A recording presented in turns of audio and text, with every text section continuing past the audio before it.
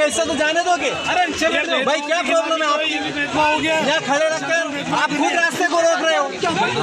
भाई हम कलेक्टर के पास जा रहे हैं तो जाने दो ना हमें। क्या दिक्कत है आप लोगों को? फिर रास्ता आप खुद रोक रहे हो। विधान जी क्या बोला? हम लोग सभी गिरफ्तारी दे रहे हैं, ठीक है, यूजीसी नियम के समर्थन में।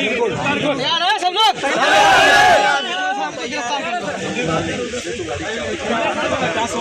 गिरफ्तारी ले लो, आप तो हमारी गिरफ्तारी ले लो। क्या वहाँ जाने जाना जो अधिकार है वो मांग रहे हैं, गिरफ्तारी का नहीं है। अपनी बातचीत हो गई, 363 जा रहा है, उसके बाद फिर गिरफ्तारी का हम आगे बढ़ेंगे। आप भी हमारा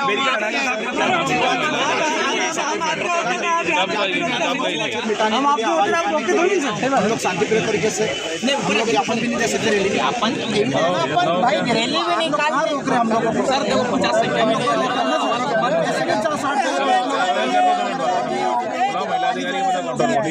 लेके रहेंगे आजादी, हम नहीं मानते आजादी, लेके रहेंगे आजादी। थोड़ा और ज्यादा आगे देख लीजिए सर, आपको इसलिए तो बोला यार हमने, इसलिए उस तरफ नहीं कर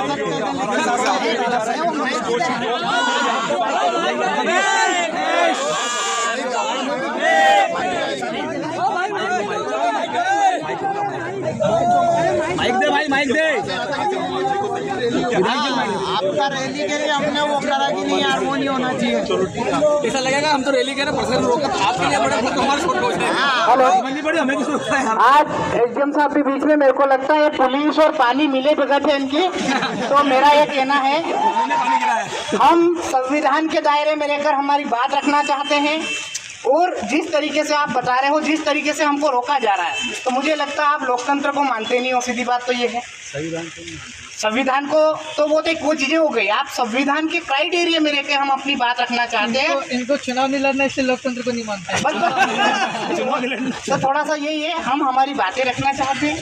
भाई जो कानून एक पार्लियामेंट और एक राज्य की सरकार ने बैठ के इन लोगों ने अगर वहाँ पर सोच समझकर ही उस कानून को पास किया होगा, तो हम हमारी बात रखना चाहते हैं। हम ये नहीं कह रहे तुम अभी लागू कर दो, अभी आज ही। भाई कम से कम हमारी बात रखने का अधिकार एक नहीं है।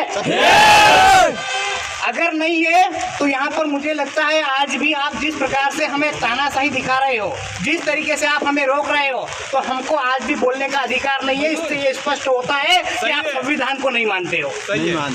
तो थोड़ा सा निवेदन है विधायक जी, पानी पड़ी शुरू है नहीं माना, ये फोन लगा लगा के इंद्र देवता को बहुत ज्यादा ही बोल रहे हैं, ऐसा लग रहा है, तो थोड़ा सा देखो इसको। और जो भी इस रैली में आए, ऐसा लग रहा है मुझे आज तुम डाकरे में खा के आए हो तुम, इसलिए पानी गिर रहा था, सब जितने भी आए। और साथ साथ में प्रशासन अधिकारी और इन लोगों के ऊपर सेटिंग चल रही है, ऐसा इसीलिए जबरदस्ती पानी गिरा रहे हैं। और संख्या 100 थी, उसमें 50 हो गई, और आगे तक जाकर लगता है 20 हो जाएगी। तो जो भी भाई अपने अनुशासन बना रखे और प्रशासन हमारी मदद करे, ताकि हम ज्ञापन और रैली के माध्यम हम जो कलेक्टर जाना चाहते हैं, तो आपसे अनुरोध है कि आप वहाँ तक भी हमें थोड़ा जाना दीजिए। आपका और हमका सब सम्मान है। लगता है कि वो सरकार तो कुछ भी करेगी, लेकिन रत्ना प्रशासन पहले रोक रही है। नहीं, मेरा मामला ये है कि हर हमेशा ऐसा ही होता है, हम जो भी आंदोलन करते हैं, कुछ भी ज्ञापन करते, निवास क्षेत्र का हो रहा है, वो बोले छोटे मोटे मंडल हमेशा की संविधान की बात हो कहीं भी हो, लेकिन पहले हमको रोका जाता है।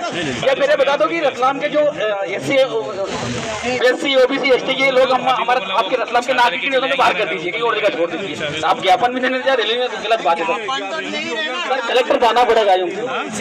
सभी युवा साथी अनुशासन में रहे, कोई भी अनुशासन चिंता ना करेगा, सभी अनुशासन में लेकर बात करेंगे। एसडीएम साहब जहाँ खड़े हैं उनसे बात कर रहे हैं, कोशिश करेंगे कि कलेक्टर तक जाके ज्ञापन दें अपन, क्योंकि सभी लोगों ने अभी ज्ञापन दिया है, हम देखते आ रहे हैं, वही बात कर रहे हैं कि अभी कुछ देर पहले जैन समाज ने भी कलेक्टर साहब को ज्ञापन दिया।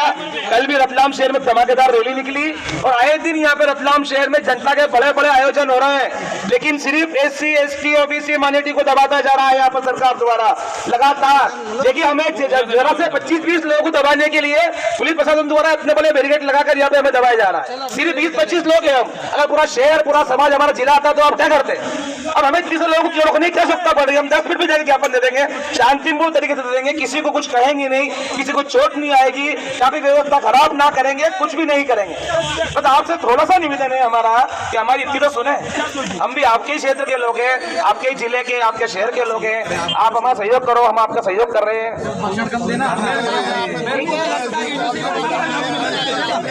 उधर से निकलते चलो चलो।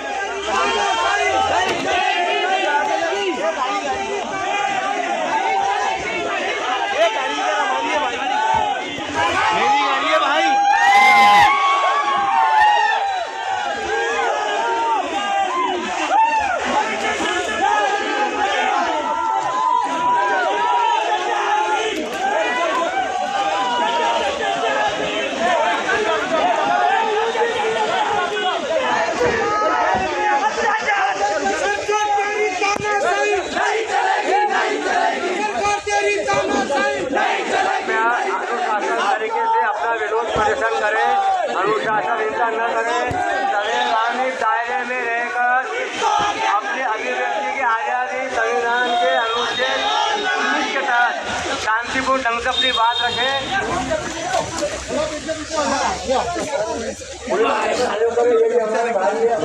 वीडियो बढ़िया थी थोड़ी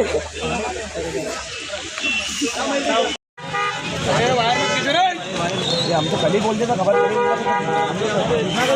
कल ही सब हम तो कल ही बात हो गई।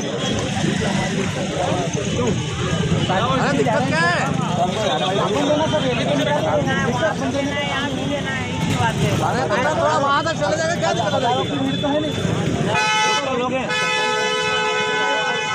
वो भी नहीं कर रहे हैं, काफी बाधा है।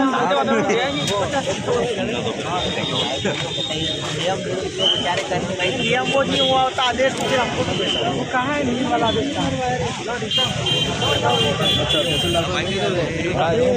आंदोलन खड़ा होता है, समान अधिकारों की बात होती है, प्रतिबंधित है, हड़बड़ा होता है। माइक कौन चल रहा है? हमारे साथ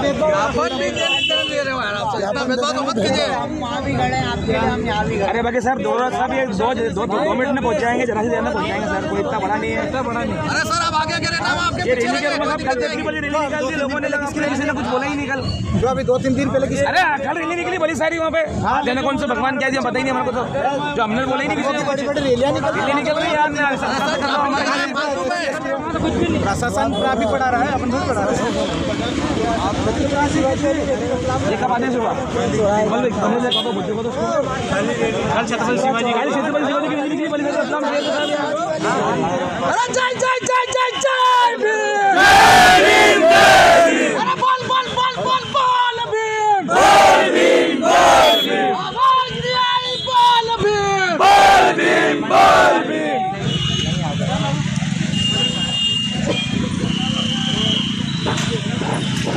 ज़्यादा संख्या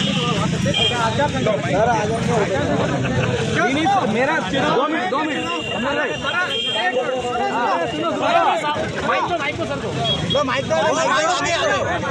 अरे माइक नहीं, बहुत तो बुलंद है, माइक तो सर, अरे माइक लाया, बोलो माइक। अरे सुनो, हम लोग सभी यूजीसी का कानून वापस रेगुलेशन बहाल करने के लिए गिरफ्तारी देना चाहिए कि नहीं देना चाहिए? चलो साहब गाड़ी बुलवाओ, गिरफ्तार कर लो, क्या करें? क्या करें, यही करें। अधिकारों की बात करने पर रोका जाता है। हम किसी से भीख नहीं मांगते, हम अधिकार। हम लोग संवैधानिक तरीके से सर मांग रखे हैं, सरकार के सामने कोई हथियार लेकर आ नहीं आते आप लोग। गिरफ्तार कर लो, गिरफ्तार कर लो। भारत देश हमारा है,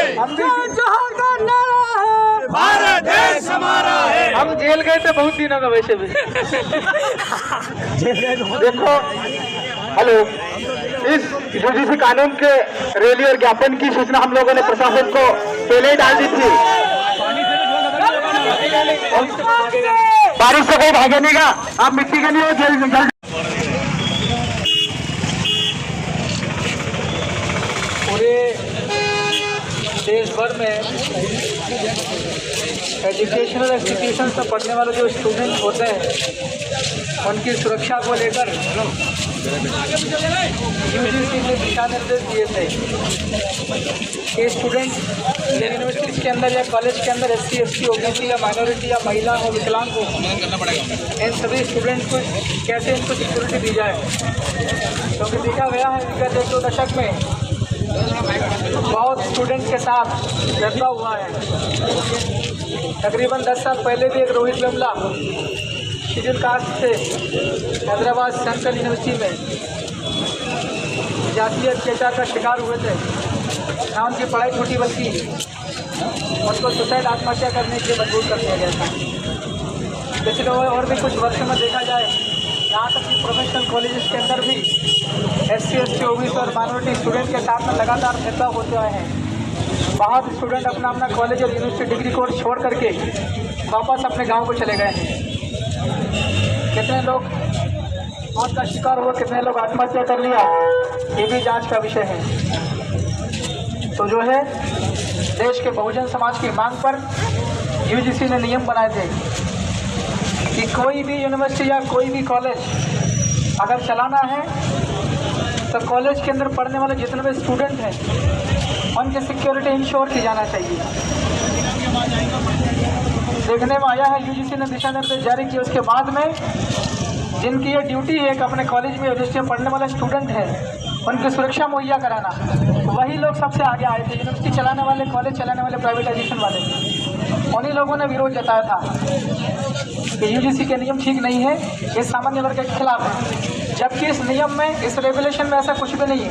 सिर्फ इतना लिखा हुआ है, अगर कंप्लेंट आती है जातीय अत्याचार, जाति के आधार पर भेदभाव की अगर कोई कंप्लेंट आती है, उस कंप्लेंट को वो जो इंस्टीट्यूशन है, कॉलेज है, यूनिवर्सिटी है, उसको रजिस्टर करेगा, उसका पंजीयन करेगा। उसके बाद में जो समिति होगी जिसमें स्टूडेंट और वहाँ के एम्प्लॉयज़ भी शामिल रहेंगे, चाहे वो 4th कैटेगरी 4th क्लास के हो, क्लास 1 के हो, ये सारे मिलकर के उसकी शिकायत को जाँच करेंगे। जांच करने के बाद में अगर दोषी पाया गया है कोई जनरल कैटेगरी का स्टूडेंट या कोई जनरल कैटेगरी का एम्प्लॉय, ऑफिसर या प्रोफेसर, तो उसके अगेंस्ट में एक्शन होगा। ये सिर्फ जांच के लिए नियम बनाया है। इसमें ऐसा नहीं कि किसी ने कंप्लेंट डाली और हाथों हाथ उसको फांसी के फंदे पर लटका दिया जाए, ऐसा बिल्कुल नहीं है। सिर्फ जांच करने का ही है अभी तो, और इसी में इतना बवाल मचा दिया है देश भर के अंदर, और ये यूजीसी का नियम वापस ले लिया।